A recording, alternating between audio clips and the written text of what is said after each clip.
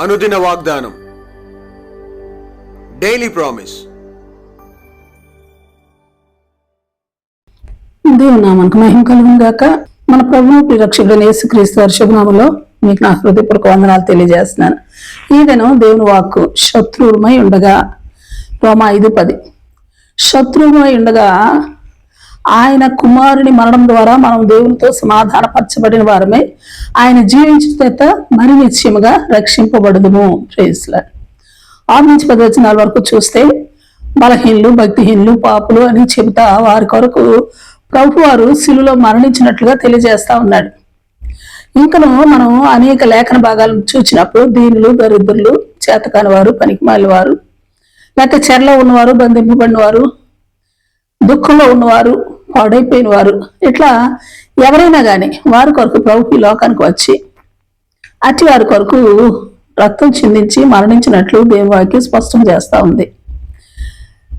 అయితే అట్టి వారి కొరకు మరణించటం అన్నది వారి పట్ల జాలి చేతనో, అట్టి వారి కొరకు త్యాగపూర్తి కార్యాలు చేసినప్పుడు పేరు ప్రతిష్టలు సంపాదించట కొరకునో ఒక వ్యక్తి మరణించటం కాదు, కానీ శత్రువుల కొరకు మరణించడం అన్నది వింతైన విషయం. కారణం, ఏ దేశపు వాడైనా ఎలాంటి వ్యక్తి అయినా శత్రువును హతమార్చడం అన్నది గర్వకారణంగా భావిస్తారు. శత్రువును ఓడించట కొరకు, శత్రువు యొక్క మరణం కొరకు, లేక చంపుట కొరకు, అంత మందించట కొరకు ఎంతైనా పోరాటాన్ని కొనసాగించి శత్రువుపై విజయాన్ని మరి సాధిస్తారు. ఎవరైనా గాని శత్రువు కొరకు మరణించటం అన్నది అసాధారణ విషయము, వింతైన సంగతి కదా. అవును. అయితే మనం ఇక్కడ గమనించాల్సిన ప్రాముఖ్యమైన విషయం ఏమంటే, దేవునికి మానవుడు ఎంత మాత్రమూ శత్రువు కాదు. కానే కాదు, మానవుడే దేవుని మాటకు లోబడలేక, విధేయత చూపలేక, ఆయన ఆజ్ఞలను బట్టి, ఆయన కట్టడలను బట్టి దేవునిపై ఆయాసం పెట్టుకుని శత్రువుగా భావిస్తూ ఉంటున్నాడు. ఆది నుండి ఇప్పటి వరకు అదే పరిస్థితి, అదే ప్రాబ్లం. మానవుడు దేవుని శత్రువుగా భావిస్తూ దేవునికి దూరం అవుతా వస్తున్నాడు. చివరికి మన పాపముల నిమిత్తం, మన దోషముల నిమిత్తం యేసుక్రీస్తు ప్రభువారు అంటే దేవుని తన ప్రియ కుమారుని మన కొరకు బలిగా అర్పించి మనకు ప్రాయశ్చిత్తం చేసినప్పటికీ పౌలు భక్తుడు చెప్పినట్లుగా ఫిలిప్పీ 3:18-19 వచనాల్లో అనేకులు క్రీస్తు శిలువకు శత్రువులుగా నడుచుకొంచున్నారు. నాశనమే వారి అంతము, వారి కడిపే వారి దేవుడు.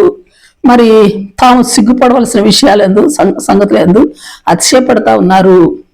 భూ సంబంధమైన విషయం ఎందే అతిశయించుచున్నారు అని చెబుతూ ముందుగా మరో మాట చెప్పినాడు. 17వ వచనం, సహోదరులారా, మీరు నన్ను పోలి నడుచుకునుడి, మేము మీకు మాదిరి అయిన ప్రకారము నడుచుకుని వారిని గురిపెట్టి చూడుడి అని హెచ్చరిస్తా ఉన్నాడు ఆయన. అంతేకాదు 2 దశలకు 3:14-15 వచనాలు, మేము చెప్పిన దేవుని మాటకు ఎవడైనను లోబడని ఎడల అతనిని కనిపెట్టి అతడు సిగ్గుపడు నిమిత్తము సాంగత్యము చేయకుడి, అయినను అతని శత్రువుగా భావించగా సహోదరుడిగా భావించి బుద్ధి చెప్పుడి అని హెచ్చరిస్తా ఉన్నాడు పౌలు భక్తుడు. మరో మాట రోమా 12:20-21 వచనాల్లో చూస్తే, నీ శత్రువు ఆకలికొని ఉంటే అతనికి భోజనం పెట్టము, దప్పుకొని ఉంటే దాహమేము అని చెబుతూ అలాగూ చేయటం వలన అతని తల మీద నిప్పులు కుప్పగా పోయిదువు, కీడు వలన జయింపబడక మేలు చేత కీడును జయించుము. ఇదే మన శత్రువుపై పొందుకోవాల్సిన విజయం. ఇదే విషయాన్ని ప్రభు వారు కూడా మత్తయి సువార్త 5:43-48 వచనాల్లో ఇలాగ చెప్తా ఉన్నారు. ఏమంటే, నేను మీతో చెప్పినదేమనగా మీరు పరలోకము మరి మీ శత్రువులను ప్రేమించుడి, మిమ్మల్ని హింసించి వారి కొరకు ప్రార్థన చేయడి, ఎందుకంటే మీరు మీ పరలోకమందున్న మీ తండ్రికి కుమారులై ఉండునట్లు. అలాగనే మీ పరలోకపు తండ్రి పరిపూర్ణుడు గనుక మీరు పరిపూర్ణులుగా ఉండెదరు అని బోధించారు ప్రభువారు. ప్రభువారు ఆయన శిలువలో వేలాడుతూ ఉన్నప్పుడు తను కొట్టిన వారిని, తిట్టిన వారిని, రకరకాల బాధిస్తూ ఉన్న వారిని చూసి వారికి ఏమీ తెలియదు, అమాయకులు, అందుకే వారిని క్షమించే అని తండ్రితో బ్రతిమాడుతున్నారు. కారణం, వారిని శత్రువులుగా ఆయన వారిని భావించుకోవడం లేదు. తన ప్రియమైన కుమారులుగా, కుమార్తెలుగా భావిస్తూ క్షమిస్తున్నారు. క్షమించమని తండ్రిని కోరుకుంటున్నారు. Praise lord.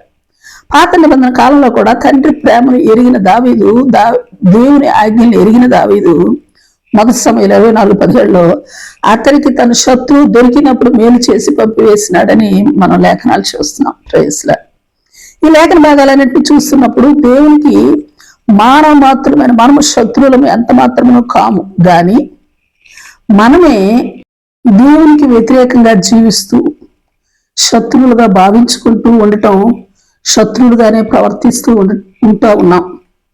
అందుకే దేవుని మనకు శత్రువులుగా భావించుకుంటూ ఉంటున్నప్పుడే, శత్రువులుగా జీవిస్తూ ఉండినప్పుడే ఆయన మన కొరకు మరణించినాడు. ఆయన మనకు మాదిరి ఇచ్చినాడు. ఆ మాదిరిగానే పౌలు భక్తుడు చెబుతూ ఉన్నాడు. ఏమంటే, మనము శత్రువు ఎదురైనప్పుడు మేలు చేద్దాం. దావీదు వలె పౌలు భక్తుడు చెప్పినట్లు, వారు ఆకలిగినంటే భోజనం పెడదాం, దప్పుడునంటే దాహం ఇద్దాం, కీడు వల్ల జయింపబడక మేలు చేత కీడును చేయిద్దాం, శత్రువును ప్రేమిద్దాం, ప్రార్థిద్దాం, ఎవరినైనా శత్రువులుగా భావింపగా సహోదరులుగా భావిద్దాం. అలాగున ప్రభునకు వలె పరిపూర్ణంగా చేయబడి మన పరలోక తండ్రి కుమారులైపోదాము. Praise lord. ఆమేన్. ప్రార్థన చేసుకుందాం. ప్రేమ నమ్మకం కలిగిన మా పరలోక తండ్రి, మీ పరిశుద్ధ నామానికి స్తుతులు, స్తోత్రాలు. దేవా, మేము శత్రువులమై ఉండగా మేము మీ కుమారుని మరణము ద్వారా తండ్రితో లేక దేవునితో సమాధానపరచబడిన వారమై ఆయన జీవించుట చేత మరినిత్యముగా రక్షింపబడతా ఉన్నాం. గనుక ఆ రక్షణను అనుసరించి శత్రువుకు కీడు చేయక మేలు చేస్తూ, కీడు వల్ల జయింపబడక మేలు చేత కీడును జయిస్తూ, మిమ్మల్ని పోలి నడుచుకొనిచున్న వారిని గురిపెట్టి నడుచుకున్నట్లు మీ కృపను మాకు ఎల్లవేళలా అనుగ్రహించమని, మా ఎల్లరికను అనుగ్రహించమని ప్రార్థిస్తూ యేసు నామములో అడిగి వేడుకొంచున్నాం తండ్రి. ఆమేన్. ఆమేన్.